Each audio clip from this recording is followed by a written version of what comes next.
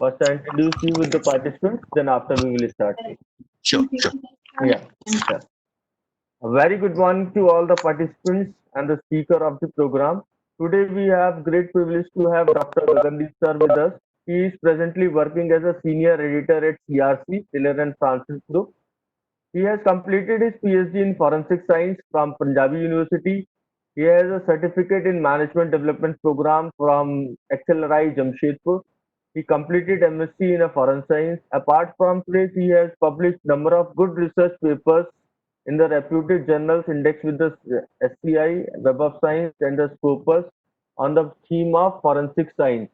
Presently, he takes care of engineering part of CRC Press. Today, it's a great privilege to have you in the 2 weeks refresher course, sir. We have more than 130 participants in this program, and all are the from multidisciplinary. We have a faculty from CSC, we have from IT, management, commerce, and other allied science subjects. So I heartily welcome you all and sir at Bharati Vidyapeeth Institute of Computer Applications and Management. Now I request sir to take over the session and enlightening us how to publish good research papers and the books. Sir, please. Thank you, Dr. Jan. Um, Good morning, everybody. It's uh, it's good to be doing this webinar. Um, Although the thing is, uh, doing a face-to-face, in-person session has its own advantages. I enjoy it more, but then seeing the pandemic situation, I think this is the best we can offer. Just to give you a little bit of background, which Dr. Jan has given about me, uh, that I handle editorial team which is based in India, and uh, we are a part of a global publishing program. So our office remains to be in Florida in US and in Oxford in United Kingdom, and we have a strong editorial team of 5 people here, caters to different subject areas like engineering and life sciences, biological sciences, medicine, mathematics, stats, computer sciences, computer engineering. Okay, so getting back to how to publish scholarly books and papers, means I have been in this job for the last 10 years and I have signed more than 500 books. And still, I feel there is a lot of lack of awareness amongst the faculty, irrespective of this career stage. I will not say that some people are more enlightened, some are less. It can be true, but still, and it's not about the type of educational institution we go to, be it IITs, be it NITs, uh, everywhere we always find some sort of lack of awareness. So that was the premise of we starting these editorial workshops 5 years back, and we have now given it at more than 50 institutes all over India. So let's start with some customary introduction to where I belong to. So just a second. Yes. So Taylor and Francis is a fairly old company. Just to give you a little bit explanation that what causes confusion is that people say what is CRC and what is Routledge and what are other things. Taylor and Francis is a bigger umbrella which has a journals side which is called Taylor and Francis Journals, and they have a book side which is called CRC Press. We also have an imprint of humanities called Routledge. So publisher is Taylor and Francis, and imprints are different. And uh, this data is relatively old. We now do more than 7,200 books every year, and mm, we have offices all over the world. And of course, we are there in the business since 1798. A few more tidbits which you might find interesting, that we are selling a book every 5 seconds, and um, and per second 5 articles and journals are being downloaded as we speak. Of course, we have more than 4 million articles hosted on our journal's website. So things like this. We started our India operations long back in 2000, but then uh, the editorial part it started later on. Like I said, we have our Outledge India Originals, which is our humanities and social sciences books, and then we have STEM books, and then we have journals, and we partner with almost all the Indian societies and institutes. And then, like I said, we have India-based editorials teams. I will just rush through it because I just want to get to the business which we want to discuss. And of course, we have local expertise and support, tailored and efficient customer service. And this is our local website, tnfindia.com. Of course, Taylor& Francis relies on trust, excellence, optimization, and then production, author services, customer services. See, the thing is, whenever a publisher comes to you and speak, they always speak the same things like this. So one thing I just want to make clear that none of the publisher is a bad publisher. What differs between the publisher is the priority of them. Suppose some publishers are very good textbook publishers, some are very good reference book publishers. Even there are some local publishers who cater to Indian market. They are very good in their areas. So each of the publisher has their own preferences, and it gives you choice as an author where to go. So I cannot say to you that oh, you don't go to Springer, you don't go to Wiley. They have their own strengths, we have their own strengths, and just go through the profile of each of them before you commit to anybody. And of course, see, being a big publisher, we do buy smaller imprints. If you can see on the right hand side, Left Coast Press, Paradigm, these are small specialized publishers which publish around, you know, 50 to 100 books every year. So we collaborate and we coordinate with them. We do take pride in our authors like Albert Einstein, Sigmund Freud, Bertrand Russell, and we also support. So these are our imprints, like we discussed, and then these are our support measures which we do in the developing countries. So this is what our workshop looks like if we are not doing it on webinar. So we do editorial roundtables and we do author workshops at different places.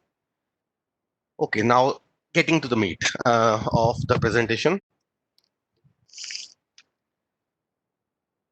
Sorry, just having a sip of water. Yeah. Now books. I think this is the most misunderstood part where we say that mm, people are not as enlightened as they should be as compared to the journal papers, because we do write journal papers more comparative to books, and people consider writing a book as a tough job, which indeed is a tough job. But today what we will discuss is I will try to, in this 100-minute session, I will try to give you a very generic perspective so that after this presentation you are able to work with whatever publisher you like. Of course, I come from Taylor and Francis. I will always encourage you to work with us. But then the premise of these workshops from the day one is that we encourage people to write and not necessarily with us. Okay, so first thing first. First question that we should ask is that why we should write a book, or why have you decided to write a book? Now, the question to this answer should be very clear. I will quote some examples to you as well. Like, if I go to a faculty and say, sir, why have you decided to write a book? They will say, oh, I am teaching the subject for the last 20 years. And I generally see that there is no single textbook to it. I rely on my class notes, and I want to convert my class notes into a book. Fair reason. Second thing, you are a researcher for last 15 years or 10 years, and you have lot of material which you want to assimilate and come up with a book. That's a good reason. Third is you have a very nice PhD thesis and you want to convert it into a book. some of the unfair reasons which I have come across in my experience is that because person X is writing a book, I will also now write a book. Or let me let me write a book because I have a lot of friends who can be contributed to my chapters. So I will be very honest throughout my presentation. I like to be very candid and very honest. It might seem harsh, but it is not. It's truth. But after you have decided to write a book, then second thing is considering a table of contents. Means what you think should be included in that book. So a table of contents, by table of contents, I mean that at the initial stages, it is always tentative. Think of a basic skeleton of table of contents that the even if you write the book when it goes to publishing, the basic skeleton should remain the same. Although when we do write a book, a lot of things get rearranged, and that's very natural. So second point is considering table of contents, and third is choosing a title. If you see, I will give you examples of some bad titles, means which should not be. The titles which are generally not preferable to the publisher are, like, for example, advances in XYZ. Because the thing is, if you today you are proposing advances in, let's say, polymer science and technology, and you take 3 years to write a book. So by the time the book comes out, they are not advances. So be very careful that not to title the book like this. Secondly, if you are proposing a textbook, so the elements like introduction to or basics of fundamentals of, where you see these kind of titles, it clearly shows that the book is a textbook.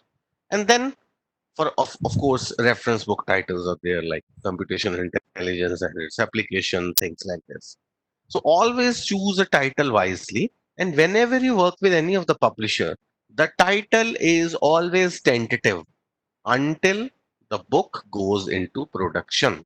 So even when you are writing a book, you can discuss with your publisher that I want to have some change. So before you submit the manuscript, ideally you should be clear with the title, which happens sometime, not all the time, sometimes. Another important fact is, generally when we talk to faculty, we say, sir, what type of book you're writing? So they will say, I'm writing a textbook, or I'm writing a reference book, which can also be used as a textbook. These two are two different ball game. Reference book is from some separate set of audience, and textbook is for some separate set of audience. So when answering the first question, why have you decided to write a book? Do think that what you want to write. You want to write a textbook or a reference book. Point number four, consider your market. Now, when you it depends upon your choice. If you're working with a local Indian publisher, the competitors are books already existing in India. But generally, people like to work with global publishers. And in that case, the competition you should consider should be global. For example, I'm writing a book on construction materials. So my competitors cannot be from the local publisher, because ultimately the book is going to sell in US, UK, and all over the world. So always open Amazon.com, not .in, to see what sort of competition exists. Of course, if you're working in that field for quite a long time, you must be knowing that what are the books out there. But then uh, going to Amazon.com and seeing that what sort of books do exist is important. And then, of course, like we discussed, type of book. You have to see whether you want to write a textbook or a reference book. Point number five, setting a deadline. I know it's very, very difficult to set a deadline, but I give you a small hint. Whenever you give a deadline to your publisher, see, setting a deadline is author's priority. I will not come to you and say that, okay, Professor Jan, here is the title. You publish this book. You give me a manuscript in 6 months. No, the date and the deadline has to be decided by you. And once it's decided, you stick to it. The small hint here is, small trick is, whenever you propose a deadline to any publisher, just add 3 months to it. Because If the manuscript comes early, any of the publisher will not have problem. The only problem arises when it gets delayed. So always set a deadline. Also, just to tell you one internal thing, we as a publisher also set aside a some buffer time, but we do not reveal it to authors. So always set a buffer time at your end when setting a deadline, and publisher will do that. So both of the parties need not tell the buffer time to each, but it gives you a lot of space to work. And then finally, number of pages. Means, of course, I can understand that you can keep on writing, but there should be end. One of the examples I generally give is that one author started writing the book with me. It took 2 years to write a book. Now, when he was ready to submit the manuscript, he said that in 2 years, lot of things have happened. I want to add more. So he took 6 months more. Then after 6 months, he said, "See, just I want to add more." So a 200-page book become 500-page book, which makes no sense. So always try to have that number of pages in your mind, because the clue you will get from the competition. Suppose your competitor is 300 pages and you want to propose 80 pages, or your competition is 150 pages and you are proposing 800-page book. So, and also keep in mind the audience. Audience nowadays does not like to read the bulky books. They want very focused thing, 200, 300 page. So one question people ask us that what is the average? What is a good number of pages? The maximum is 300. 300 printed pages. So think of a page number very fair, in very, very fair terms. Now, the next step is you will now submit a proposal to any publisher. Uh, just a second. Yes. So let's do one thing. Let's cover this slide first, and then we will come to the last previous slide. So, like I said, that these are the different types of books: reference, monograph, textbook. Just to explain a little bit difference, a textbook is written to a particular course. Suppose you are running a course on fluid mechanics. So there will be a book called Introduction to Fluid Mechanics. Now, textbooks are set to a particular course or to particular syllabus. Reference book is, as it's obvious, it's for reference. So the target for textbook is students, and the target for the reference books are libraries. So reference book, which compiles sort of research work, future, past, and present. Now, when a reference book becomes more than 500 pages, it is classified as handbook because it has more aspects to it. Now, what is a monograph? Best example is when you see if somebody is converting a PhD thesis into a book, that's monograph. Really, very, very, like the word says, mono and graph, very, very precise treatment of a subject. So a monograph cannot be more than 200 pages. 150, 200 pages is very fair amount. Handbook can be close to 400 pages. A reference ideally should be close to 200 pages. But then there is no generalization, because it depends upon the subject you are treating. Now, we did a book on chemical engineering, which was a textbook, Principles of System Identification. Now, it's a graduate level textbook, but it cannot be less than 700 pages because the competition says so. So there is no generalization. Then you have to see what is your competition. Now you have thought about all these questions which we discussed. I'm sorry. These all questions 1, 2, 3, 4, 5, 6. You have decided to write a book.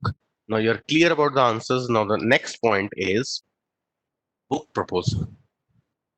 Now, what we require, what this is across all the publishers: a book proposal form, table of contents, your brief profile, and a sample chapter if available.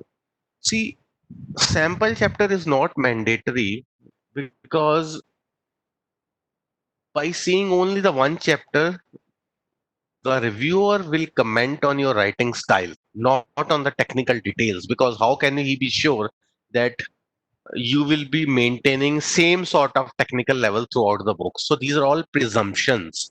So that's why we do a very exhaustive proposal form, and along with it, table of contents. Now, if you are proposing a contributed book, then try giving a tentative list of contributors.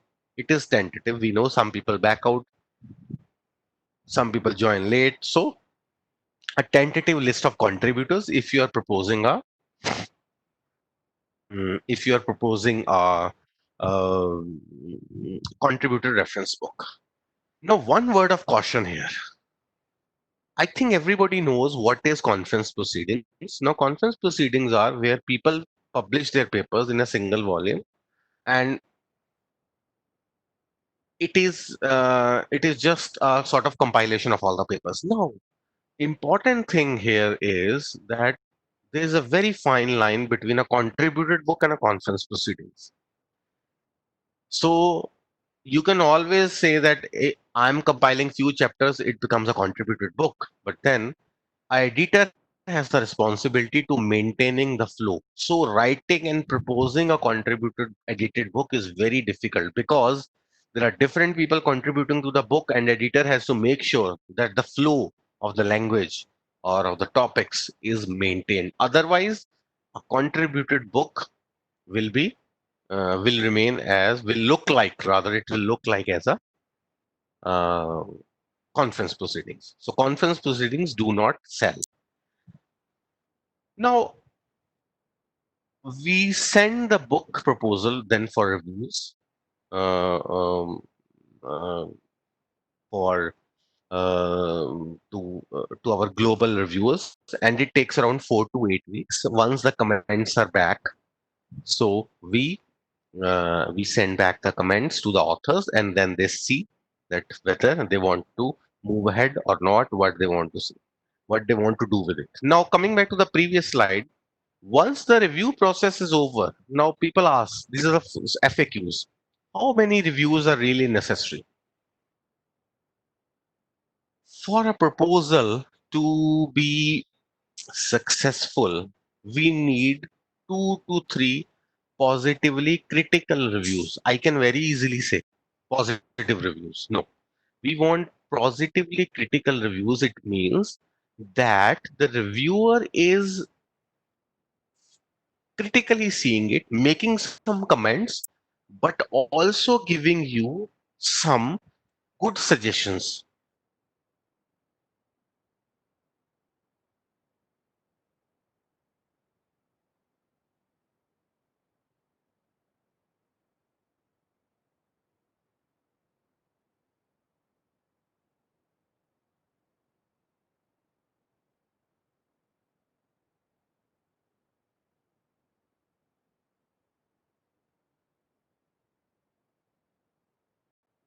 Corporate review suggestions I don't agree with. No, the reviewers' comments are for your support, and they are not binding on you. For example, if there are 4 reviewers, uh, uh, mm, if there are 4 reviews uh, in the proposal, so if the first one says delete chapter 1 and 2, second one says delete chapter 3 and 4, the third one says delete chapter 6 and 8. So if you start hearing to all the reviewers, so how will your book move forward? I have few questions on, like, what points are considered in critical reviews. We send a proposal review form to every editor, to every reviewer rather, and we ask them about few basic questions like what is the suitability of this topic, whether the author is qualified or not, what is the competition, what do you think are the strengths of the book, weaknesses of the proposal, and how can author improve. Now, these are the points which are considered in the critical review. These points are covered by each of our reviewers. The second question is how the editors can decide the reviewers. It's not mandatory. It's not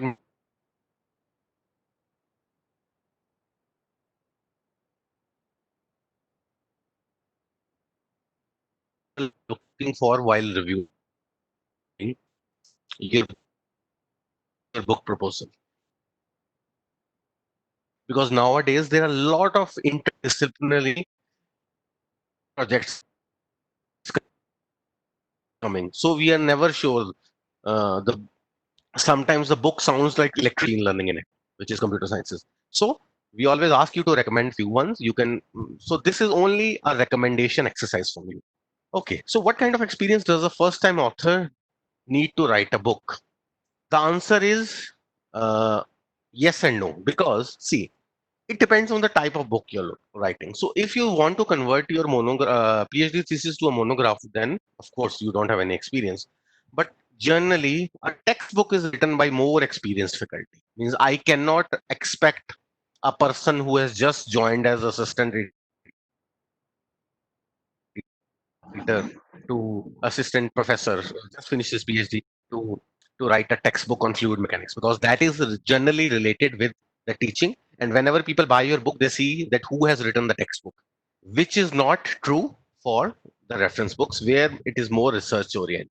So it depends. The experience depends on what sort of books you are proposing. And then why do proposals get rejected? For obvious reasons, when the author is not clear that what the proposal is all about.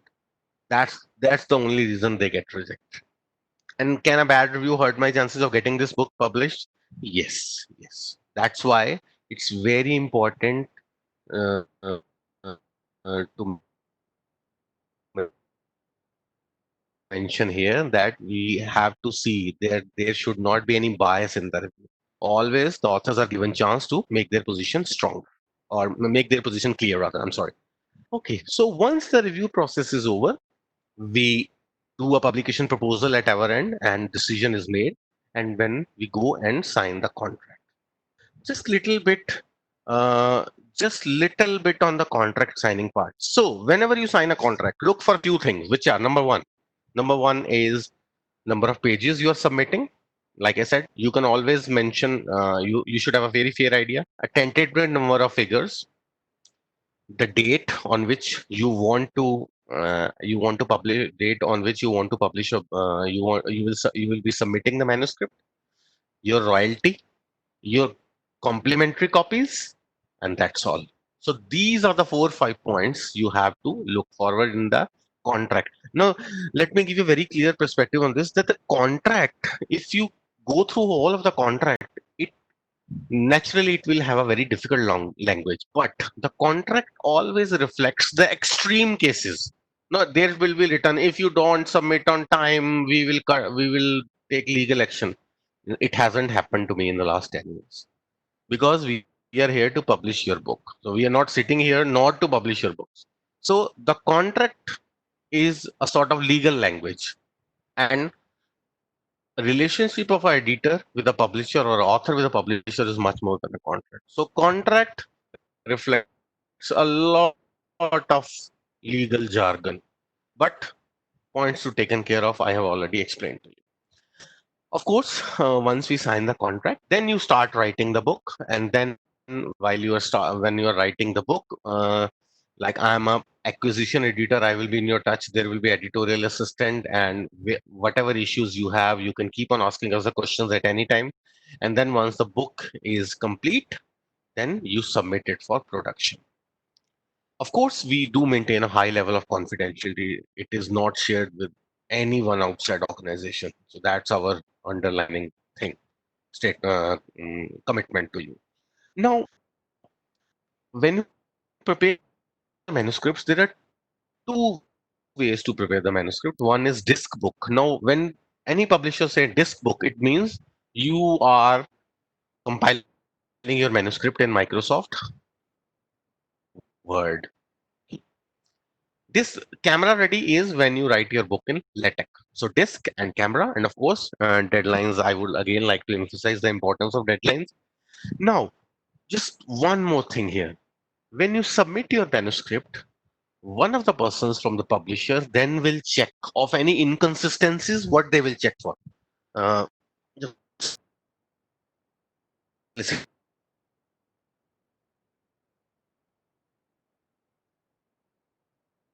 just at right places.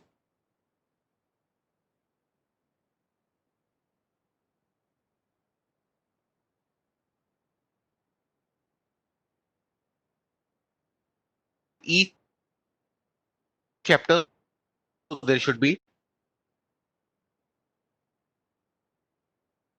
in each folder there in each folder there should be uh, one manuscript file, which is your text file. There should be one figures file. You have to give me a second, sir. I think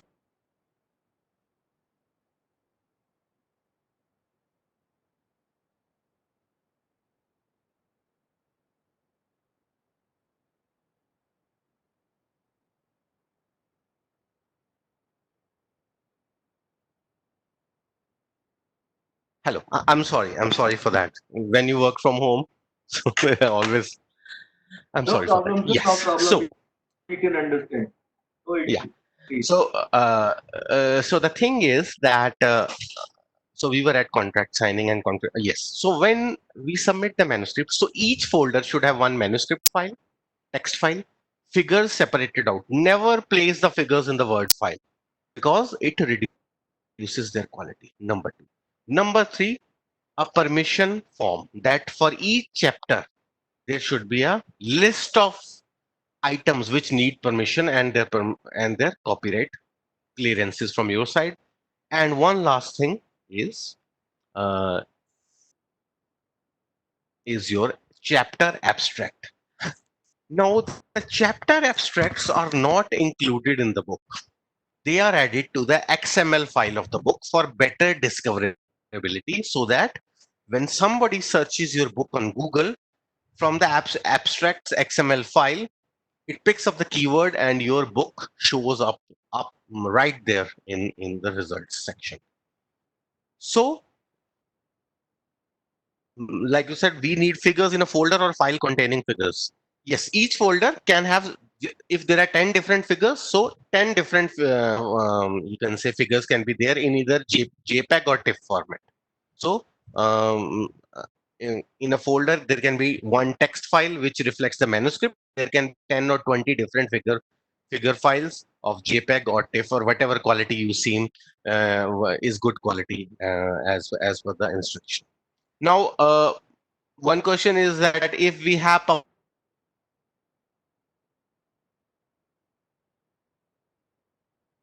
can be published in a form of book, but then if they are already published, why you need to publish them again? Again, coming back to those first question, why did you write a book?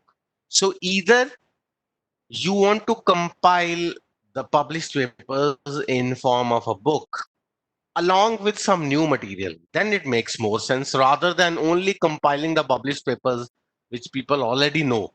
Or one scenario can be that these are the published papers from the last 20 years you want to compile. So it cannot be it cannot be that you have published papers from the last 5 years and you just want to compile. So the marketability and sellability of the book will be in question. Yes.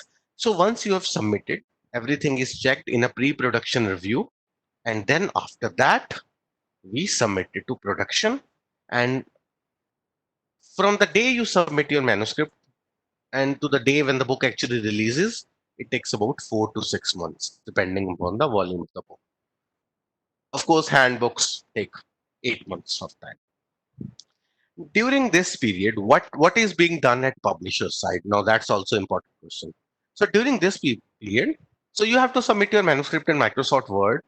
We will be typesetting the book at our end. We will be copy editing very thorough, and we will be doing grammatical corrections. I understand, being from India, India is not our mother.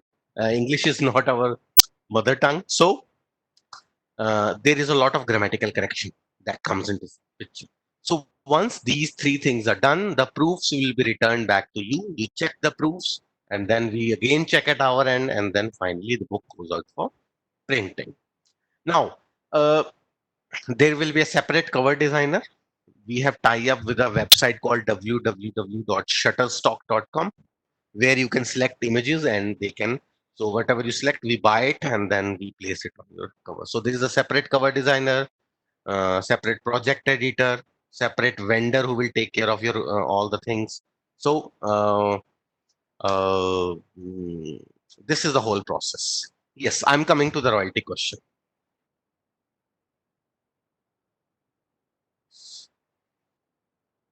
Okay, just to summarize what we have discussed, title, use a very clear title, very clear and very precise. Market need, include a short summary of the aims and scope of the books and why your book is different. So this is one of the this is what is called competitive analysis. You have to be very clear what books exist outside world and why you want to write a book. One one hint here is that when you make a proposal and when you are doing a competitive analysis, never when we ask you that please sir do write do write that what will be the five salient features of your book. So five salient features of a book you should never write written in a very good language, very easy to understand. Now these are things which your audience will decide, not you. Of course, everybody wants to write in clear. So rather give technical features like covers the signal processing aspects of XYZ or something like this. So always try to insert technical abstracts, technical features, technical strengths and weaknesses rather than written in this lucid style. Presentation is very nice. Everybody will enjoy the book. So these are pedagogical features. Of course, I will be sharing the proposal form as well. So, audience, what is your target readership? Again, very important. You must know, like I said, decide whether it's a textbook and reference, who will be reading it. Approach and key features, we have already discussed it. Competition, how your book is will be adding to the existing literature. It should not be another book on the block. And then any features, any digital features you want to. Nowadays, it's very the new thing is that people like to compose videos, people like to compose audios, things like this. So all these things has to be very so it's a very complex job, but it needs time, and that's why the deadline has to be set by the author, not the publisher. Okay, so now we will discuss the few very critical points when you are writing. First one is royalty. And one question asked to me is that usually royalty is paid to authors of books? Yes, because research papers and articles are just 3 pages, and book is usually 400. And the level of complexity in the production of books is much more than uh, so here's the previous slide. Is much more than the journal papers. Please don't worry, I will be sharing the whole presentation.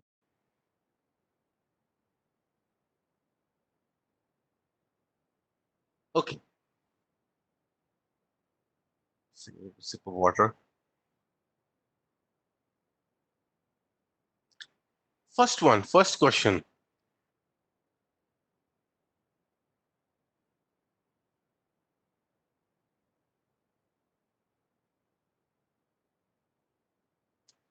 Okay, sorry. When there's a chat window, you get distracted. Yeah. Uh, First point is royalties. No, I will tell you one very interesting story. Uh, I went to one of the big universities down south, and when we were doing this workshop, so the vice chancellor of that institution introduced that me and said that everybody should write books because these are really your post-retirement plans. Sorry to say, these are not the post-retirement plan, especially the science and technology books. One of my authors from Netherlands always say that if I want to earn money from writing books, then I will write Harry Potter and not a signal processing book. So uh, that's the truth of the royalties. But royalties are always given on net price. There are two prices. One is gross price, other one is net price. Gross is that what is the price of the book marked by the publisher. Let's take example. I'm just making this up. That we have marked the price as $150, but we seldom sell the book at $150. There are always discounts. So the price after discount is called the net price. So whatever price we sell the book at, the authors get 10% of the share. So 10% in US dollars, 10% in US dollars. So this is the royalty. Royalty is same for ebooks or physical books. One very important factor here is that what happens that whenever you work with a foreign publishers, generally when they pay you royalty, they will deduct some tax. Now the question comes, if they have deducted a tax, then we have to pay tax again right here in the India. No, because India is a treaties with all the major countries for avoidance of double taxation. So when you, I will let's go to the example of ourselves. When we publish the book, uh, so there is a royalty which is deducted at our end. I think that's 15%. And we issue you a certificate which you can then submit along with your IT returns so that you don't have to pay the tax again here in India. So please always look out for this. Ask your publisher that how much tax will be deducted from, and will you be giving me a certification? So royalty is 10% in US dollars. Second thing is, hello, am I audible? Yes, sir. You are audible. Okay. Okay, so second thing is copyright permissions. There is a very big myth that taking copyright permissions is very difficult. How to go about it? It is only difficult when you don't follow this following trick. When you write a book or when you are asking contributors to contribute to your book for which you are editor, always ask them, or when you are author, always keep in mind that as you write the book, as you write one chapter,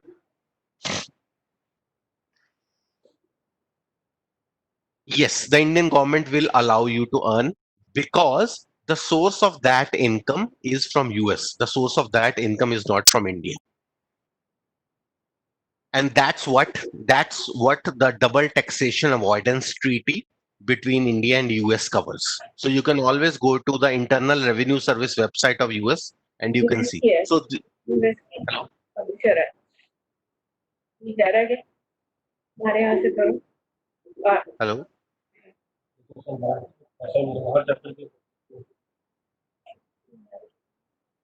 Okay. Dr. Yes. Meenakshi, So uh, yes, the Indian government will allow you to earn because the source of that income is not India, it's US. Yes, copyright permission. So when you write the book, when you're writing each chapter, as you write, make a list of the figures or the graphs which you're taking from other sources and write their complete source. So once you complete this listing for each chapter, then it is very easy to take copyright permissions. I will encourage everybody to go to www dot I will encourage to go to this website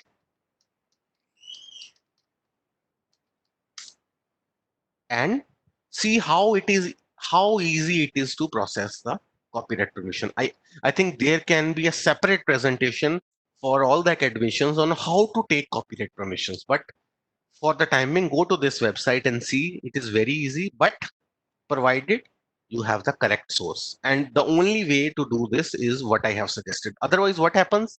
You have completed a 300-page manuscript. You are tired. You just want to get it done. This is a natural psyche because you are very tired after completing the book. So when suddenly the publisher asks you, "Sir, where are the copyright permissions?" Then you start panicking. Then people start panicking and say how to do it. It will take time, things like this. So why not to do the homework as we write the manuscript so that as a publisher we are able to help you. Of course, taking copyright permission is the responsibility of the author or the editor, but as a publisher we are there to support you, to tell you every. So we are in this in a particular book project together. Of course, it's your book, but then yes, we can use Google Clip Arts, but we should give the proper reference. So, because clip art is a very, very generic piece of art, it's not very technical. What is the best software program of helping in draft or outline your book? Simple, Microsoft Word, nothing else. We will do all the copy editing, we will do all the typesetting work at our end. So simple. Yes. Complementary copies. Again, a very important question. People ask how many complementary copies we'll give. We give 10 complementary copies per book project. There is a reason to it. Uh, uh, there is a reason to it. Reason is that once a author asked me, I want 40 complimentary copies. I said, sir, why you want so many complimentary? He said that I want to give it to chief minister of the state, to the secretary, to this and that, XYZ. So I very humbly submitted to him that, sir, we want to sell your book. If you give 40 complimentary copies, it means at least 30 selling opportunities are lost. So I'm not saying we are against. If the need is, we are happy to provide more complimentary copies, but 10 is a fair amount of limit which we request our authors to stick to. Otherwise, then there is no end to it. Of course, if you want your colleagues to have one copy, we can always send ebook at a minute's notice. So it takes 5 minutes to process a ebook. Will you copy edit my manuscript? Like I said, yes, we will do very thorough copy edit. An important point related to copy editing the manuscript is plagiarism check. People or faculty do ask us, what is the similarity score you are looking for? So we do not look at similarity score or percentage in case of books, because it is not the percentage that matters. It is the report that matters. There can be a lot of false positive and false negatives. So we'll be discussing about this later on in the journal section. So our copy editors check line by line and see for any consistencies. And you have to believe me, most of the times they are able to detect 99.9%. So this is what. So suddenly, I give you one example. One of the copy editor pointed out that our author was writing very bad English till chapter 3. Suddenly, the English improved in chapter 4 and 5. And again, chapter 6, 7th, and 8, the English became bad again. This is what I meant by inconsistencies. So, there are so many people writing about the same subject. So, what about the plagiarism? Yes, that's why we emphasize on taking copyright permission, because in text plagiarism can be avoided simply by redefining or reframing the sentences. Again, our copy editors, they do check for this thing as well, that whether this thing looks inconsistent, and then they go and check their softwares at their back end. And that is the reason for copy editing alone, we take 2.5 months. 2.5 months for copy editing the single book, just to look at these sort of inconsistencies, whether it is copied or not. See, you reframe the sentences with giving a proper reference, that takes care of the text copy. Second is that for figures and other things, we always ask you to give the copyright permission. So we try to cover all our bases as possible, as much as possible. Uh, I think to check plagiarism, I'm not aware of the free software. I think you can Google it. Of course, free things are not that reliable. They might give you false positive and false negative. It's not about that any reliable free software. Are you able to trust the percentage that software is giving you? So that's the thing. But like people are saying, Turnitin is there, cross check is there, authenticate is there, so things like this. Okay. Now, author grants, we do give author grants against the royalties. Sometimes there's a requirement of advances, so it is always given against the royalties. And then, mm, so the question is, if we reframe again and again the sentence, that is becomes difficult to understand for user. Yes, that's where the author's responsibility. That's your expertise, sir. That's where you need to do it. Again, I will just add to it. If you reframe it and give proper reference, I will again come back to our copy editing process. They again check for your sentence formation.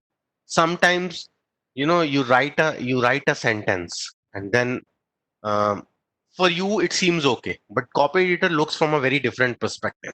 So, like I said, we check for all the grammatical inconsistencies as well.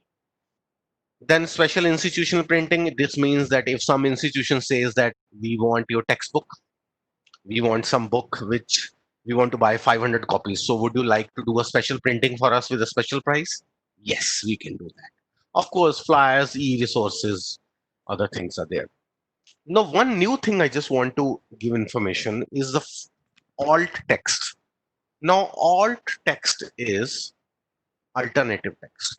So this is a new thing which is coming up for our visually impaired readers. One person who is visually impaired, he or she can listen to the text, but how he or she will make use of the figures. So what we ask our authors is that for each figure, give us some description of that figure in a text file.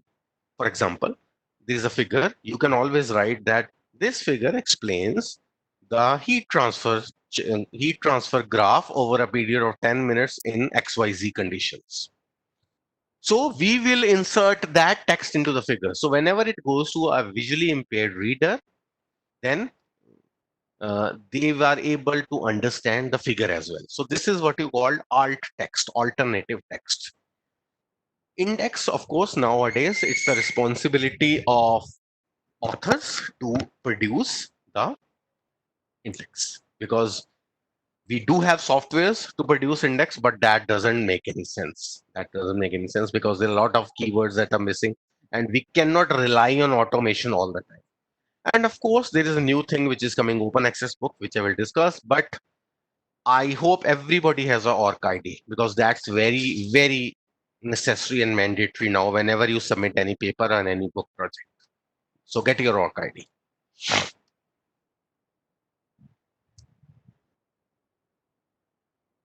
Okay. Everybody has heard of open access papers. Nowadays, open access books have come as well. Process remains the same. Quality checks, peer review, everything remains the same. Yes, ma'am. ORC ID, you can search on Google and just sign up for it. It's free, and then it will generate ID for you.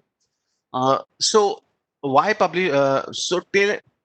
Open access ebooks, everything remains the same. Only there is a book processing charge which has to be paid by the author. Generally, we are not asking authors. It's an institutional thing.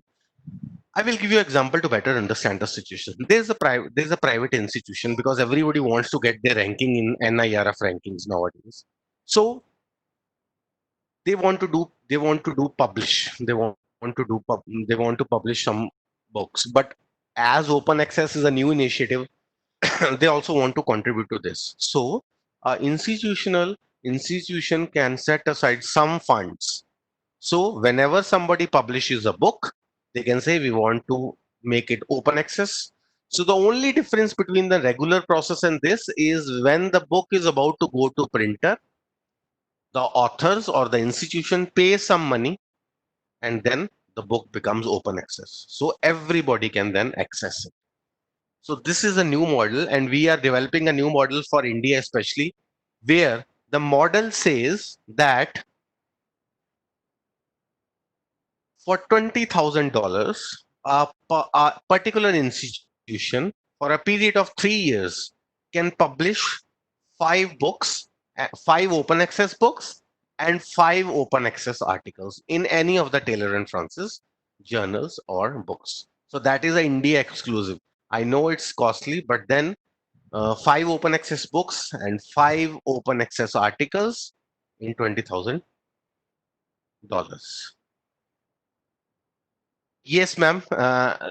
This is after the otherwise, if you see the book processing charges for the Word, it is for a single book, it can go as high as $8,000. But for India, it is $8,000 for a single book. But here in $20,000, there are 5 books and 5 open access articles. But then if somebody is interested, we can have discussion. This is just the initial model which is being put forward. So I just wanted to make you aware of that. Open access books are now coming up very fast. And of course, open access book, it means wider audience outreach. People can see. Okay, just to wrap up everything, submit a proposal, internal editorial assessment, initial peer review, editorial board meeting, manuscript delivery, production, writing phase, signing contract means, and then books go up for sale. The book will be sold in India in pounds and rest of the world in US dollars, except UK. So, because it's a global uh, thing, so the book will come in dollars and pounds. Another important question people ask or faculty ask that do you do India reprints as well, which are low price? Yes, we do. There is an embargo period of 2 years. After 2 years of global edition, we can think of doing a low price Indian edition. That depends upon the market. If after 1 year there is a market, printing takes no time nowadays. It doesn't take much time. And no publisher prints more than 80 books per print run, because if we are doing 7,000 books per year and if we start printing 1,000 copies for each, then we don't have space. Nobody has space in the world. Okay, so these are the few titles which are written by authors based in India. You can see we have a good sort of spread here, right from intelligent control of robotic systems, mathematic modeling of concrete mixture, power electronics, bioremediation, molecular dynamics. So all are from, some are from NIT, some are from IITs, some are from some private institutions as well.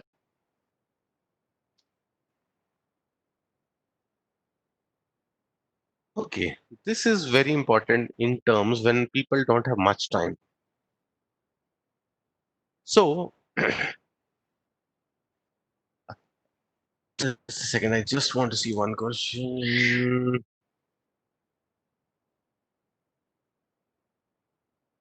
Yeah. So, the focus program is especially for people who are doing a project um, and they want to get a book out of it. So, focus books usually contain of books which are 80 to 100 pages, that is 20,000 to 50,000 words. So, as you can see on the left hand side, it can be a short overview of a hot topic or detailed case study, but we are very strict guidelines that it should be 80 to 100 pages and maximum images can be 20. Maximum images can be 20 because it has a very short turnaround time. In 3 months the book comes out, but then this is especially for those people who want to get their books out quickly, uh, who want to get their books out quickly, and they want to get a good output from the project they are doing. So I can get you more details on this thing, but this is a quick way of publishing. Of course, all other things the peer review quality, the production quality, that is remain. That's the only difference is the time and the audience we are focusing. And it's also very cheap. The ebook is only $20. So it's very much, I will give you some examples that will make the things more clear. So you can see the examples. Yeah. So beginner's guide to image processing, pre-processing, digital image watermarking, sustainability, biocomposites for food packaging applications. So these are all 80 to 100 page books, and very strict guidelines on cover and everything, but then quick turnaround time of 3 months. Yes, ISBN number is very important. ISBN is actually the number with which a book is identified word over. So if it has no ISBN number, it's not identifiable because to anyone in institute also is a share altogether. Yes, that depends upon the institute to institute. Generally, it's an individual effort. But if it depends on if it depends upon the institute. For example, I will yes, I was coming to the government institute thing. I was doing a book with National Institute of Ocean Technology in Chennai. They wanted to write a book on something on submarines. So they they had to take prior permission from the government on this thing. So we have to take the prior permission, and sharing of the royalty, again, this is the prerogative of the particular institution, whether they want to share the royalty or not. So better to check with the institute, because in my experience, my authors have been checking with their respective institutions and they get the permission easily, until unless you are working in some nuclear facility where it's very difficult to publish books. In edited books, mostly published methods are described. Yes, it's allowed, but again, like I said, that it all depends upon you, that why you want to include the published methods in that book, and then that's why people go to different publishers. Some publishers, the priority is to publish contributed books, and because contributed books are not selling as well as compared to other reference books, so they believe in numbers. Yes, so that's the thing. 10% plagiarism is allowed. So, ma'am, no sort of plagiarism is allowed. It's actually a wrong word to use. You should say 10% similarity is allowed. Some sort of similarity is allowed. For example, if you're using a universal formula or a universal graph, you cannot avoid that. You cannot avoid that. Some sort of similarity is allowed. How tutorials differ from focus books? Yes, tutorials. Focus book is only 80 to 100 pages, ma'am. And tutorials, as far as I can understand, has lot of images and figures in it. So that's how it differentiates from a focus book. Focus book is very, very focused. Now, so for example, I give you example. We recently did a book on uh, like programming with Intel Edison. So that was a tutorial book, but it has lot of figures and graphs and text as well. So that that comes in a different category, which is called a student reference or a workbook. So that's a different category from the focus book. Yes, we also do our society and institution partnerships. So we have partnerships with Indian Society of Remote Sensing, NPTEL, PhD College, IIT Ropar, Marwadi University in Rajkot. Very less, it's lesser known university, but they are doing some really good work, and their first book is already coming up. And of course, with Consulting Engineers Association of India. So what we do with these institutions is that we we publish book under a series. For example, we have a Taylor and Francis IIT Roper book series. We have a Taylor and Francis Indian Society of Remote Sensing book series. So that's a channel to publish books and instruction materials, which is called co-publishing. And then, of course, whenever we go to different workshops and different conferences, there's a branding involved, logos are involved. We do this kind of workshops for all our institutes. We give them special discount, and we also customize materials. Suppose an institute says that I am running this professional course and I want material from your book A, B, C, D. So we can also customize material and do a special printing for a particular institute. So I will encourage people to discuss about the institution partnerships as well. Okay, few things. The most common question is that how many pages bibliography is allowed. Again, it depends on the topics. It depends upon the topic, sir. There is no limit to it, minimum or maximum. But then, whatever you feel like that, which truly represents or truly needed, it's your call, sir, ma'am. So uh, so you are writing the book. So purely it's your call that what sort of bibliography you want to include, whether you want to give less, more, because this is a technical thing. I don't want to generalize this that, okay, you give 20 pages only. So what happens if you submit only 10? So it depends upon case to case basis. Now, these are the few books which are freely downloadable from our site. You can see www.routledge.com/collections/12386. So these are small books for people. Second book I want you to look is that navigating your success from PhD to book. How to turn your PhD thesis into a successful monograph. See, this is important in a terms that A PhD thesis is written for examination, not for selling, while the book is there for selling. So if somebody says, I want to convert my PhD thesis into a book, you need to rewrite it and reframe it. Only then it will be suitable as a book. Otherwise, PhD thesis will not sell. I understand people go and publish with Lambert. I have even published my PhD thesis with them. It sold 2 copies in a year, which is not good enough. It will not sell. But yes, it gives you ISBN number. It's good. It looks good in your CV.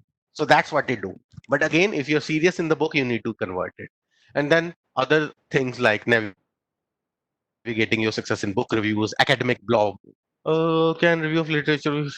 I will not suggest it, sir. I will not suggest because a review of literature is a review paper can be made rather than a book. I think university do publish thesis directly. Yes, it depends. It depends on university to university, but generally they don't allow, and that's why the challenge for the researchers remain that how they will convert. And our second book precisely targets that thing. And other things are navigating your success in social media, network collaboration, how to use the LinkedIn and things like this. So all these things, all these books are freely downloadable. And if you feel any issue in this thing, do let me know, and I will be very happy to send you individual links. Okay, featured authors. Now, each of our author can each of our author can make a web page uh, of their own on the CRC Press website. Okay, so uh, that's how, if you're an author, you can be a featured author. So you can maintain a web page in which you can give information, like you can write blogs about your paper or your book. You can write about the conferences you're attending. You can write about the papers you're publishing. You can discuss and connect with other colleagues. Which has more impact factor, book chapter or research papers? Book chapters doesn't have impact factor as such. Mm, So there is no question of comparison. Kindly comment on discount on a book. That depends upon the distributors. In India, there can be discount to 30%. In US, it can be 10%. Depends upon the country to country, distributor to distributor. But as an author, you are eligible for a 30% discount as author. That is what that is called author discount. Okay, that comes close to books. Um, and how to identify a good book. Okay, that's a very tricky question. Means I think I guess you need to read the book and then identify whether it's a good book or not. But then I think if you read the preface of the book and introduction, it should be very clear that how the book is written. So it is clearly a mirror into whole of the book. So try reading the preface of the book, then go ahead with it. Okay, so we finished the book. What are the parameters to judge a good book chapter? Yes, few things. One is it should means as an editor of the book, if you are inviting the contributed chapters, I would suggest uh, invite the abstracts first. The abstract will really give you a good insight into it. But then a good book chapter must have clearly defined focus, and it should be in sync with the title of the book. I have seen sometimes the book is on signal processing, sometime something like signal processing, and one chapter is on some some distant aspect of signal processing. So you can always the odd one always sticks out. You can always see that this chapter doesn't belong here. That has been included for the sake of it. Is there anything as indexing the book? Yes, we submit all our books for indexing to Scopus, to Web of Science. Um, Now, important thing here is that Web of Science, Scopus, they are all third party. They don't belong to us. So what we can do at our end is we can follow their instructions and submit our books to them or journal papers to them for indexing. They take their time in indexing because they are receiving the request from all the publishers. Of course, we can commit that everything will be indexed in the Scopus, but it is very difficult to comment when. When. So we cannot say I will get it indexed in 1 month. It depends because there is a large workload, there's a large inflow of manuscripts coming to them. So it takes time. Eventually it happens. Eventually it happens. It takes time. The book reviews are also required by publisher. Or no, it is not required. Rather, we ask you that suggest us some good journals so that we can send books to them for review. So we do this exercise at our end. If you want to do this exercise at your end, or if you want to suggest some journals, feel free, and we'll be very happy to send them the complimentary copies. Just a second.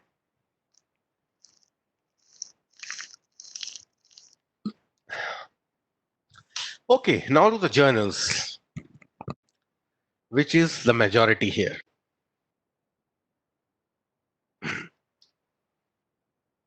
Now, again, always, what are you publishing?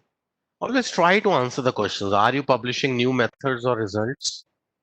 Are you reviewing or summarizing a particular area? Or does it advance knowledge and understanding of a particular area? Now, these are the three things. Is the brand name? Yes, the brand name does help, Dr. Sood. It does help. Of course, if your quality is, if the book is quality, even if you are written with a small time publisher, it will come in the center stage, but it will take some time. I can understand the bigger publishers have an advantage of their marketing network. So that's the advantage we have. I mean, I'm very honest in this thing. So so in papers, I think these are the three questions. Are you publishing new methods? See, what are the different what most difficult paper to write is the review article. What happens generally, it happened with me when I just joined PhD. My PhD supervisor asked me that, okay, mm, you write you write a review paper first. So I thought it is an easier job. I have to just compile and submit. So I submitted and it was rejected with very adverse comments. So that's why nowadays more review articles are on invitation basis. So these are the three questions. Are you publishing new methods?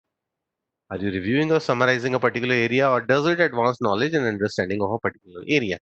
My three citations which are in Scopus are not listed in Google Scholar can be, yes, you can write to the publisher, then they can check it for you. Uh, just one thing here for everybody. To Web of Science and to Scopus, we have to submit the entries from a publisher.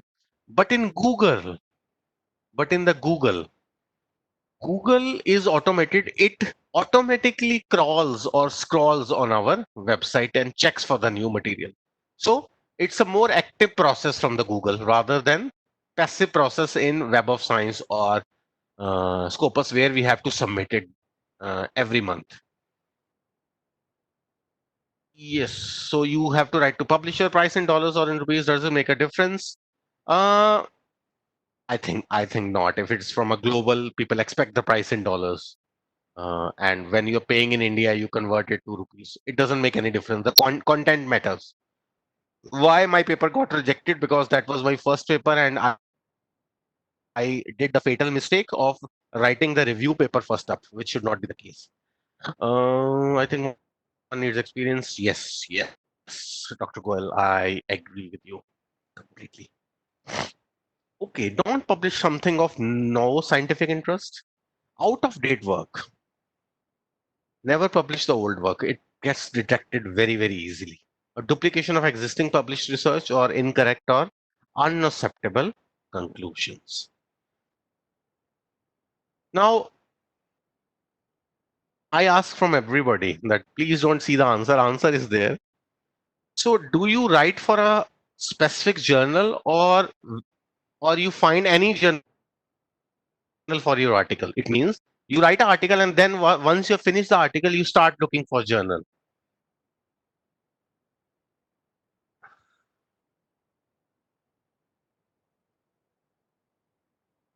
Yes. So yes. So I can see write article and find journal later. So it should be the other way around.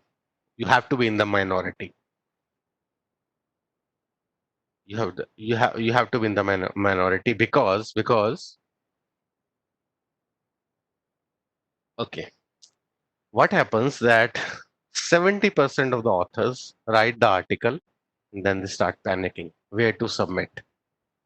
And what happens when you have an article in your hand, then you start searching for the journals and see, okay, let me try this.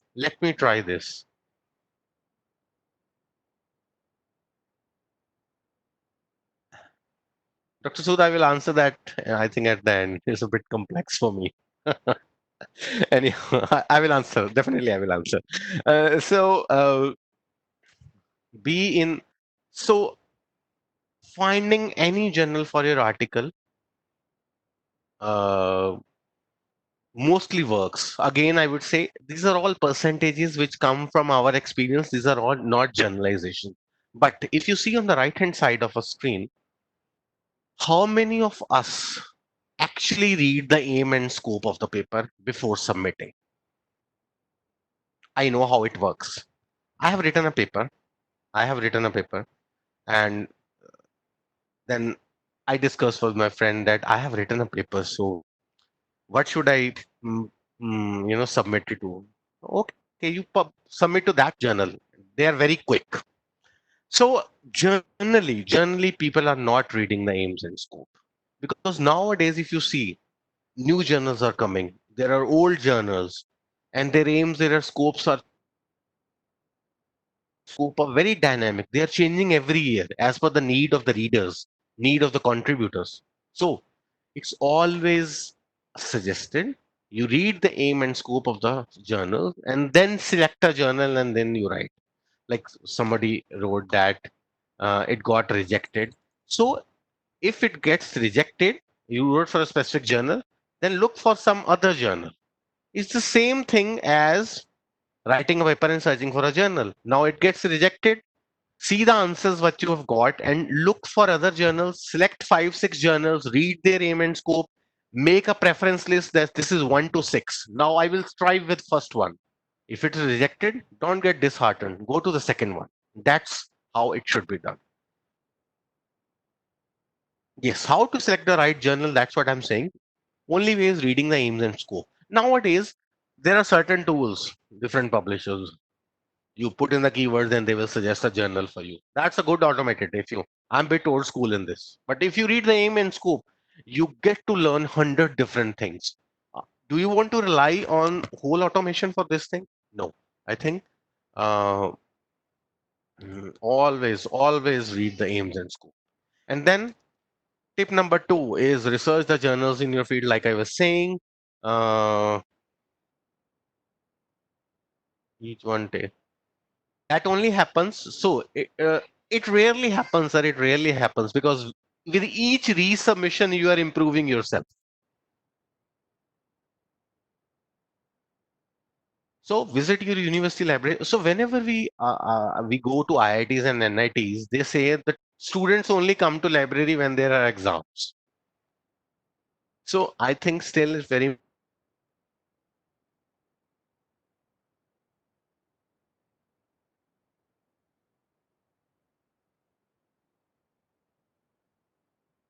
university library. Answering to Dr. Sukhvinder that you have to really identify your type, whether you're a journalist or niche. Some people are very generalist. They write very generic articles. Some people write on very niche.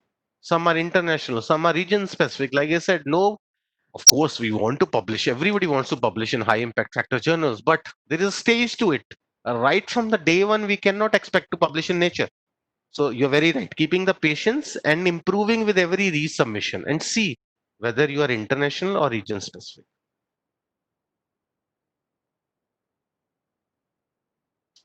Okay. Choosing a journal, key considerations. Age. What is the age of the journal? Not the age of the author. History. What is the history?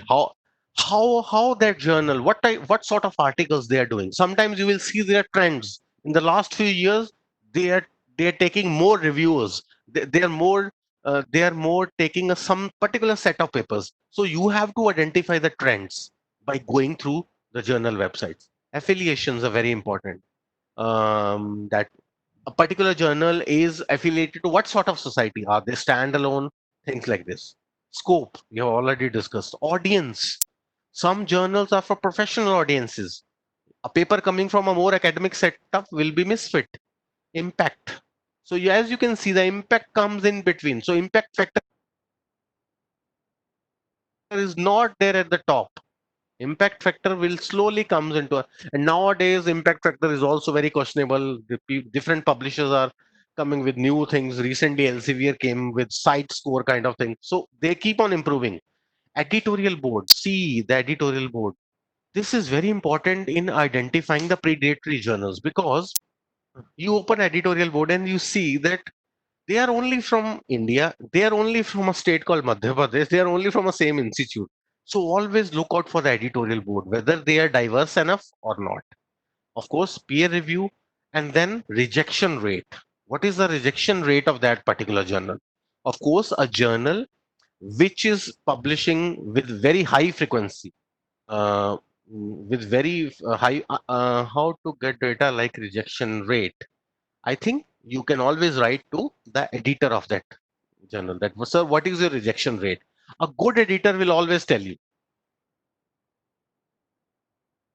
Even in the case of books, if you ask us as well, we always will tell you.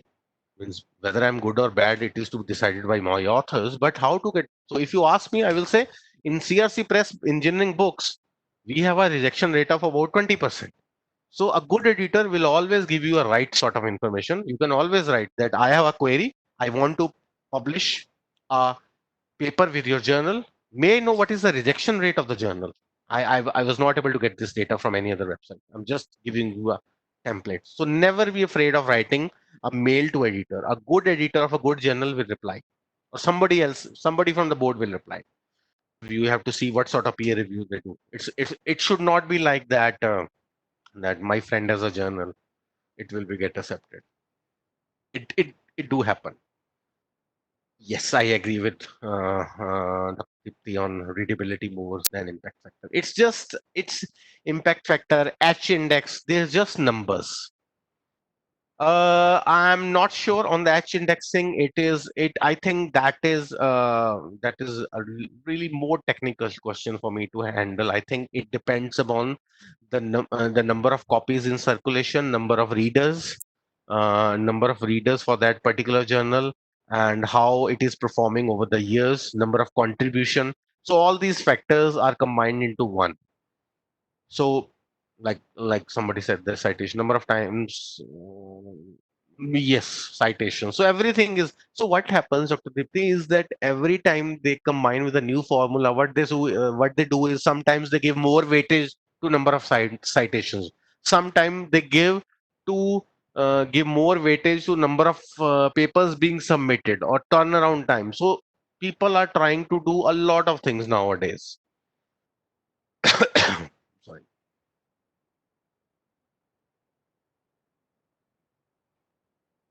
Okay. Think like an editor. I think authors need to think what is like to be an editor of a journal. How many papers is an editor receiving per day, per week? What is going to actually make the journal pay attention to my paper? Before it, I just want to answer a few of the queries that uh, the thing is impact factor or H index is not the right reflection, I would say, because it depends upon the number of citations. So when the number of citations will increase, when the number of readers are more which are citing your paper, so number of readers will be more. It depends upon the type of topic. Let's say you are working on signal processing. I have done my PhD in forensic chemistry. So naturally the readers for signal processing, the audience will be much more than readers for forensic chemistry. So the H index impact factor for a signal processing IEEE journal can be 4, but similarly for a forensic chemistry journal it can be 1. So it doesn't mean that my work is of less quality than them. So it depends upon various factors. So always consider these things. They are just numbers. It will look good in your CV or maybe your promotion. That's all. Otherwise, if you see the quality, it is the readability. One of the members pointed out, readability is more important rather than the impact. It's just a number. Yes, citations are also questionable. Self citations, or sometimes it happens. I will be very honest with you. Reviewers say it has happened to me when I have published about 25 papers. So one of the reviewers, one of the reviewers asked me that you are not giving my references. Naturally, he wanted to give his references because then will it will increase his score. So this is called academic extortion. They are saying yes, you we will accept when you give my reference. So citation politics are always there. Yes, these are questionable. So always readability, whether it if I pick up your paper and it helps me in my research in some way, only then it is good. And unfortunately, there is no point to measure this kind of thing. So it's better. Good things should always be hidden. Otherwise, we will exploit them. Yes, yes. We are coming to all this question.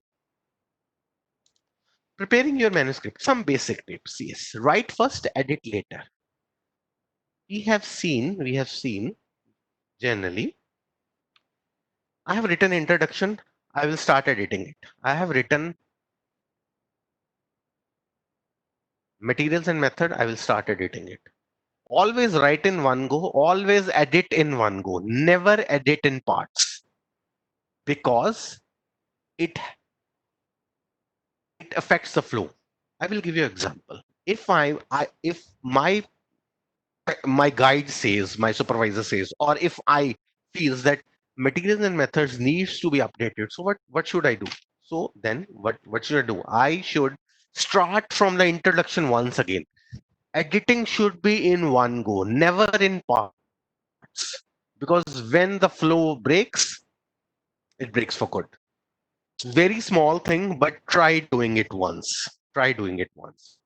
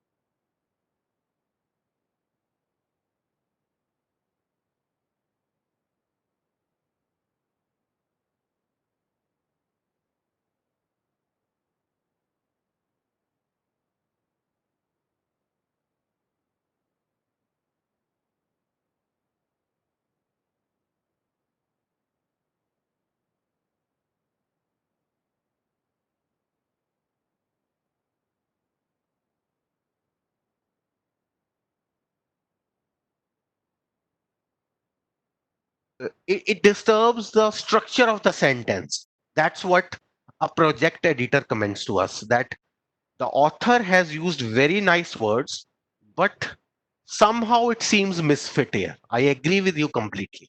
I agree with you completely on this thing. Just one question: for very ordinary book, how many cycles of rejection would be there? Can you frame the question? I didn't get you. Yes. So 2.5 line rule. All when you are writing the paper at your end, keep 2 point spacing in between. So you to think more clearly and doesn't, but I think it's worth tryable. Then again, avoid passive sentence construction.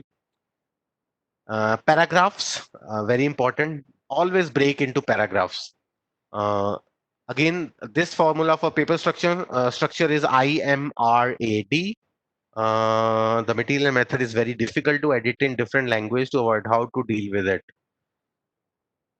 Yes, I think that is perfectly allowed. So if you are using, for example, if you have published 3 papers, in 3 papers you are taking 5 ml of some dye in a test tube. How can you change it? How can you change the this thing? So that's why I said that the similarity percentage is very demeaning. It's not very clear. You have to see the report. Otherwise, it is a perfect example of a false negative. It means that material method is going to be similar when you are working on a single project. If I'm working on developing some dies at my end, so every time if I'm compiling a die from set reactants, that reactants will remain same. So that will not count in plagiarism. And that's why percentage is just a number. We'll discuss more about it in the last slides. So introduction, uh, thesis, hypothesis, argument, roadmap, and then methods, results, discussion, conclusion. Like I said, that it's a storytelling. So it should be consistent and easy to follow. Just give me a second. Okay, again, giving a good titles, keep it very short, to the point. This is same as in books we have discussed, that highlights your findings, not process. Yeah, this is important. How you do the things is one thing, but the paper is all about your findings, not the process you have followed. That's a part of the play, but not that important.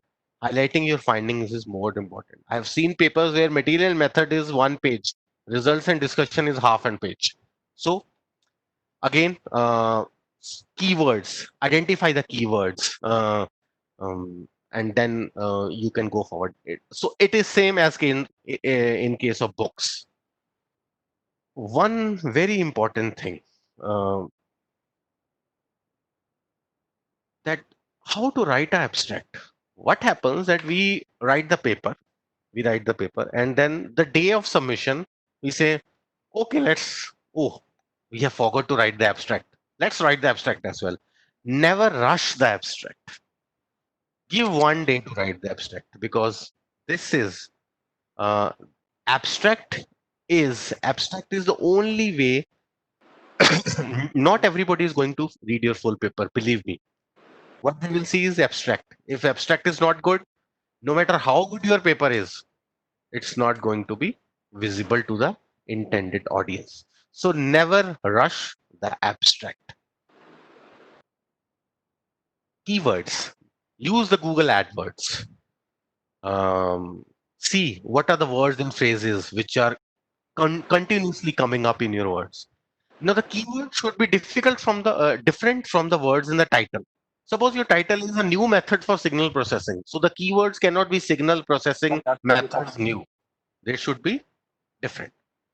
Again, you have to see that whether they are technique relevant or method relevant, and test your keywords before submitting. Just go through your paper once again. So this is sort of housekeeping we have to do.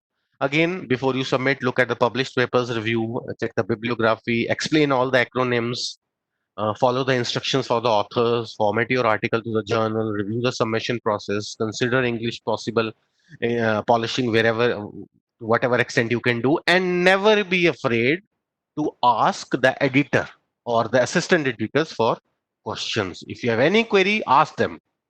They are sitting here, they are expecting your papers and they want to publish your papers. So, idea, choosing a journal, reading back issues, writing a first draft, using a critical friend. This critical friend of yours should be from a different department and different subject area. And then refining further details, check notes for contributors, proofread, and submit your paper finally. So, like I said, just make sure that all the manuscript files, figures, tables are there in a single folder. They are in the final version. I can see when you start writing a paper, it's version 1.1, and then 1.2, 1.3. It can go up to version 4.5. What happens? We have seen reading back issues is that see um, what sort of articles they are publishing in the previous issues. So just have a look at the abstracts at least, if you're not assessing the whole thing. So permission to use images and data, email addresses of all your co-authors and their names, check spellings as you would want to appear them in the final citation. See, a very small thing. Indian names are a bit difficult, and so are the Greek names, Swedish names. But ours are very difficult names, I would say, in my experience, word over. So let's be very clear. Very small thing, but then you don't want to affect your citation. Agreement with co-authors on publishing choices. All the authors should be in agreement. As it should not be that one author is not agreeing to you, or you should be on the same page. Otherwise, it might create problem. And then the correct anonymized version. So the day of the submission, you ask your student, or you ask that, okay, let me submit. Suddenly, you find that you submitted version 1.3 when you were supposed to submit version 5.0. So very always submit the correct version, and this might contribute 10% of the total rejected papers.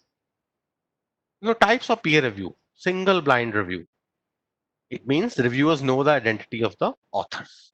Double blind. Reviewers do not know the identity of the authors and vice versa. And then open review, like everybody knows each other's identity. So these are the three types of review: single blind, double blind, open peer review. In case of books, we do single blind, where reviewers know the identity of the authors. Now, who is involved at our end? Editor. We assess the article, selects the suitable reviewers, makes decision, and then reviewers assess the detail, give advice, and then journal staff is involved, like for checking the format, communication, production, everything. What is significant first, second authors in the published papers? Yes, generally. So when you are citing a paper, the first author is mentioned, like Gupta et al. So that's the only significance of. Or when you are going for a job interview, they always say that, oh, you are the first author. That makes sense. It works differently in different countries. So that's the only significance, sir. So responding to reviewers' comments, never don't become disheartened or angry. Never be angry. Carefully read the decision letter. Sometimes you only read the last line. Your paper is rejected. So, mm, uh, but do read the careful decision letter carefully. There might be some loopholes which you can explore. That if I can improve, I can resubmit. Consulting your co-authors, and then break down the comments line by line. Try to classify them and then reply. Editor or reviewer always like a good reply. And then make of all of suggested amendments if appropriate. Then address every comment. Review the response twice to make sure it is clear. Don't be aggressive, but be assertive. And don't, and also don't say yes to everything. Okay, I will do this, we'll do this, we'll do this. It shows you are desperate to publish a paper. And be professional and respectful. And then the reviewers are trying to help you publish your best work. Of course, I cannot. There is bias always. I admit to it. There is always some percentage. I will not say all, but some percentage. Highlights of the research paper. Can you just clarify this question more? Yes, reducing plagiarism is to the simple thing is to read and reread and try to see how different you can get from the where you are taking the references. So it all comes with practice and reading and rereading the papers. Can you also explain the PBS and CAS for CAS and promotions, because these are very academic terms which I don't understand. Although I was teaching in a university, but then I have lost track for the last 10 years. So yes, so the paper was rejected. So thank the editor. There is always, if you thank, it always creates a goodwill. Move on to the next journal on your list. Remember to treat it as entirely new submission. Follow the rules, and like I said, never be disheartened. Top 10 reasons for rejection. I think that will clarify. Sent to the wrong journal, doesn't fit the aims and scope. not a true journal article. Sometimes you are right. You want to push a thesis chapter. So you have to in any case, you have to rewrite or a consultancy report. Never try to push or pass it on as a journal article. Too long or too short, poor regard to the journal's conventions, poor style, grammar, punctuation, or English. No contribution to the subject, not properly contextualized, poor theoretical framework, scrappily presented and sloppily proofread, libellous, unethical, rude, or lacks objectivity. So these are all things, again, very generalized. Some may apply to your article, some might not apply, but this is the overall picture we are trying to do. So we are not saying we have 10 points, we tick mark when we get your paper, but this is a sort of 10 generic points which we take into consideration.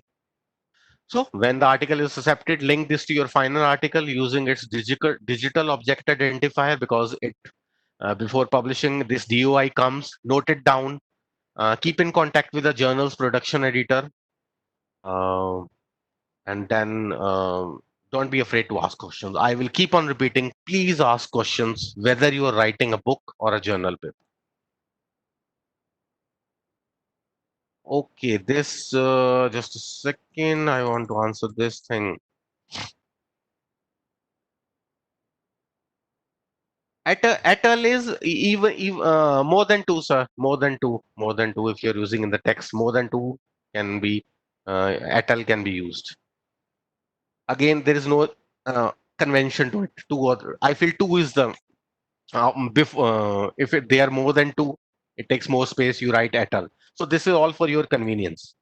Yes, and yes, again, I would say the plagiarism, the rules remain the same. You have to read and reread and see how different you can construct your sentences. This is more of a language issue rather than a technical issue. So I think don't do obvious copying. I would suggest this is the most simple thing I can say. Okay, then now you have published your paper. Please promote it.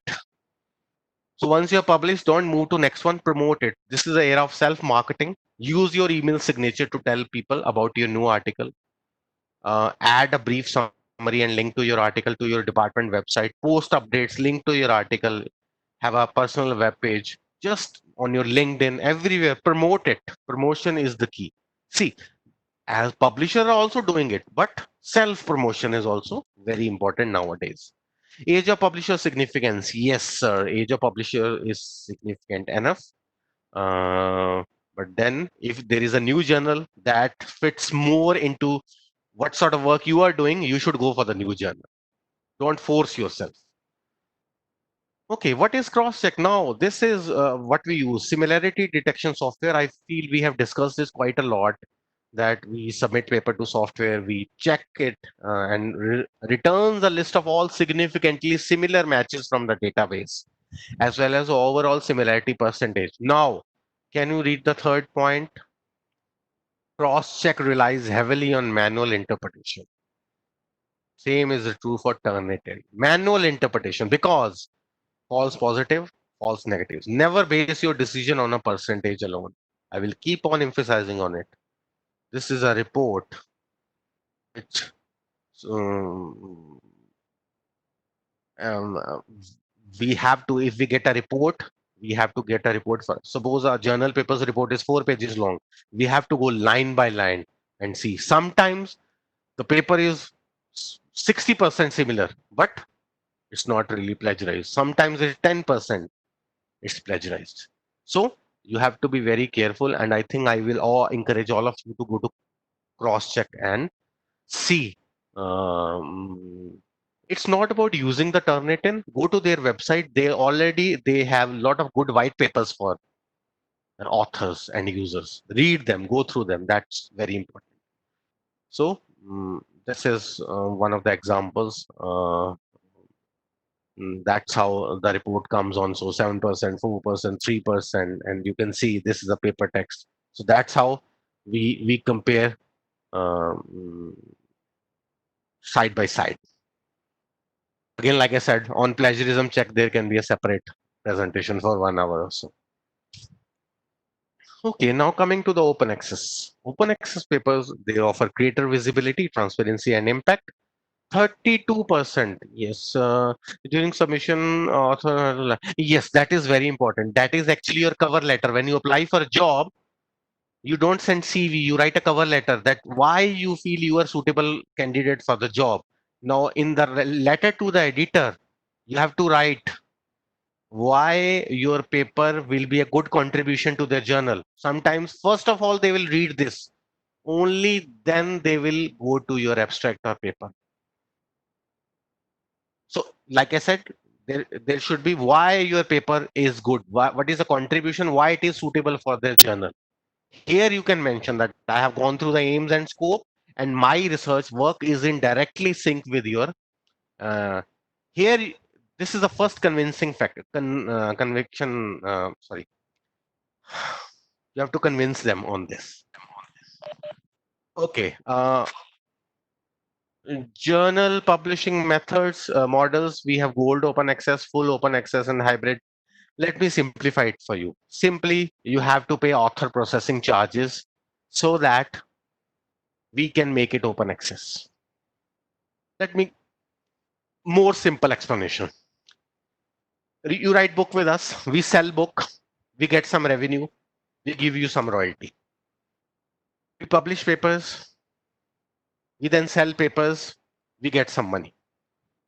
As a commercial publisher, we have to earn revenue. So in open access, we say, okay, fine. You want everybody to read, nobody has to buy the book. So author processing, you pay the processing charges and we make it available to everybody. This is the simplest explanation. So open access is here to stay. It is fast catching up and it is not for individuals, I will say. Institutional support is must. And for India, there is a 50% discount of course, the total, if for a paper publishing charges, it is $6,000. For India, it will be $3,000. Depends upon paper to paper. Okay, these are the few license. Can you see? I think you have come across. First is Creative Commons license. So see, one important thing, sir, all the attendees here. Open access doesn't mean that you don't require a copyright permission to use it. So that's why you need to learn how to read the license. Like if you can see the second one, others must acknowledge when you reuse your work, or this one, others can only reuse your work non-commercially. Non-commercially means you want to use that in your classroom, but if you're writing a book, that's a commercial project because you will be earning royalty, so you cannot use. In that case, you have to take copyright permission. So like I said, for copyright permission, there can be another 1 hour session where we can discuss about how to take copyright permissions from books and journal papers.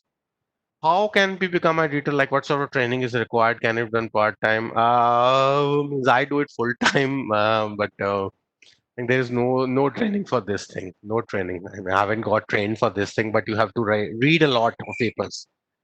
Okay, so these are the directory of open access journals. It's very easy to get fooled because there are a lot of open access options, but do go to these websites and check whether this thing is authentic or not. Last slide is on publishing ethics.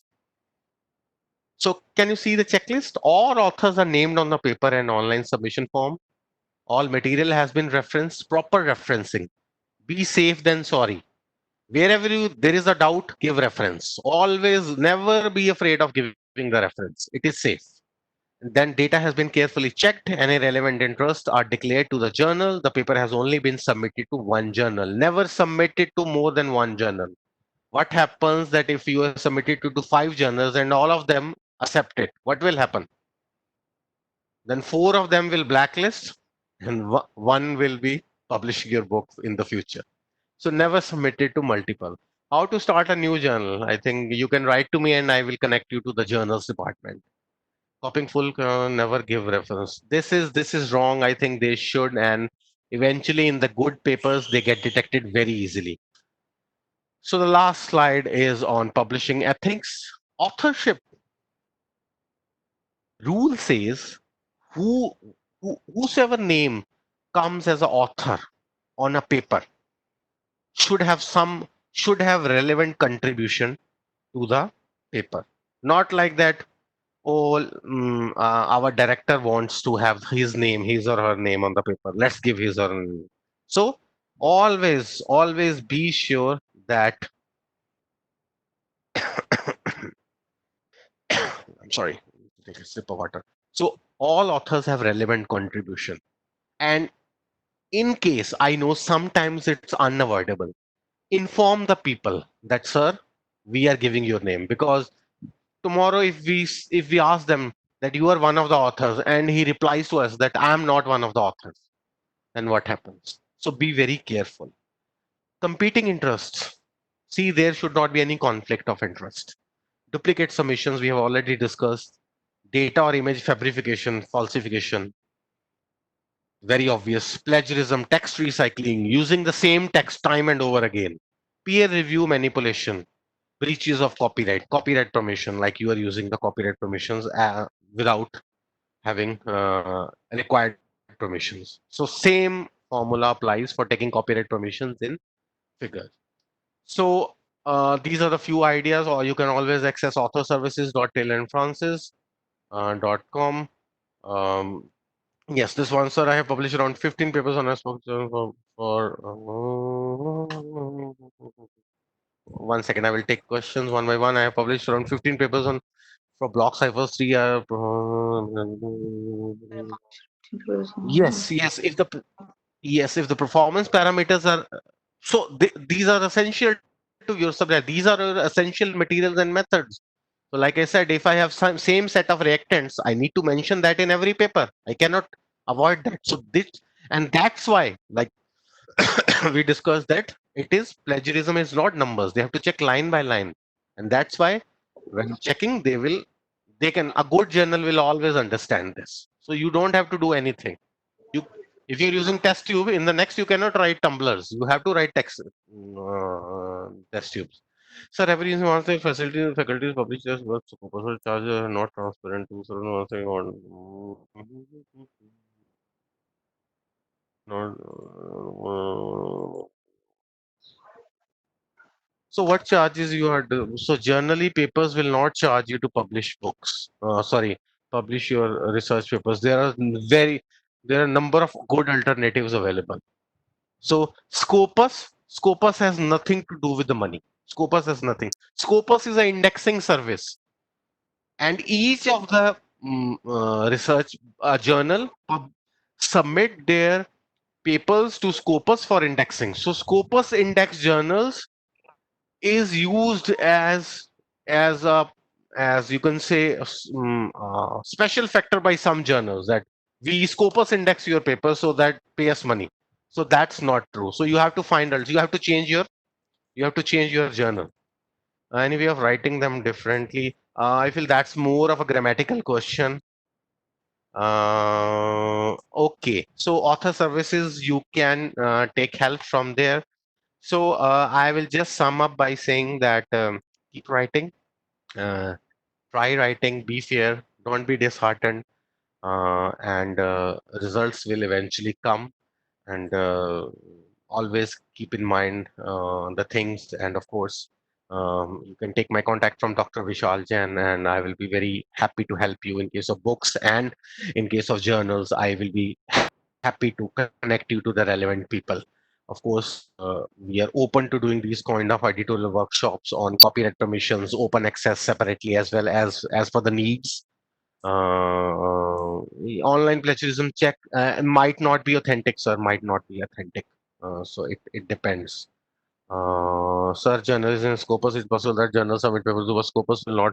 See, Scopus will only accept the paper when it is on certain goes by the standard guidelines.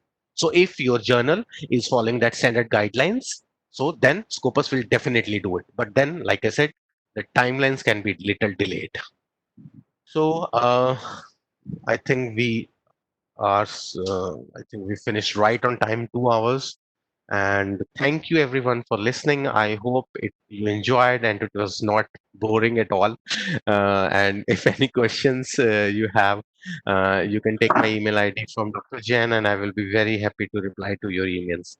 Thank you so much for listening to me, and I hope I was able to do justice. Over to you, Dr. Jan. Thank you so much, sir. It was a great session and a full of knowledgeable session regarding books, the journals, how to publish papers, how to publish books. You have covered so many things in your session. And we have a privilege to have Oda sir also with us.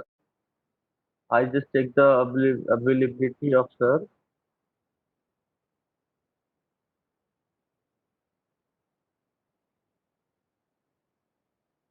Just 1 minute, I'm checking Oda sir. In the meantime, we can take a questions. If anyone have any query, you can please unmute your mic and ask the question. We can take 2-3 questions as we have a time.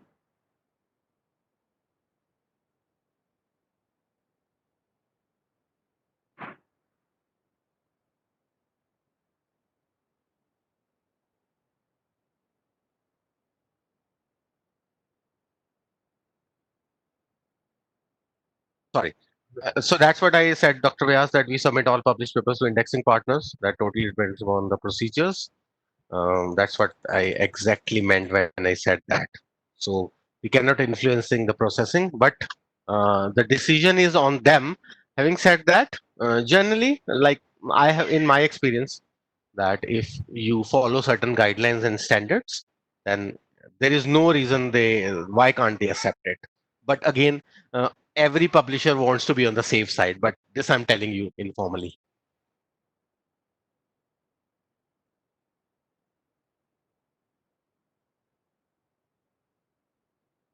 I have No other mentioned my query? email. Yeah, yeah. I have mentioned my email address in the chat box. So I will love to have a feedback and any queries. So I will welcome that. Thank you. And I will inform you all that you will get the response by next 6 hours, which I usually receive. Yeah. Professor M. N. Oda sir, director sir, he is I think online. I just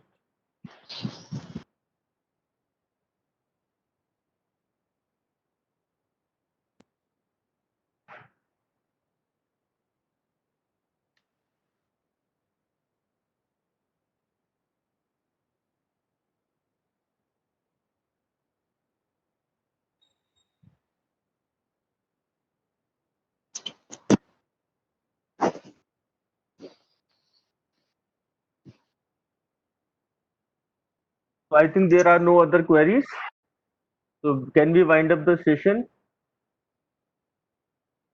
So it was a great pleasure to have you at Bharati Vidyapeeth Institute of Computer Applications and Management, and it was a wonderful session. And many people, many participants have enjoyed the session as I'm seeing the chat window, and they are sending lots of regards and thanks to you. It Thank was you. Thank you so much.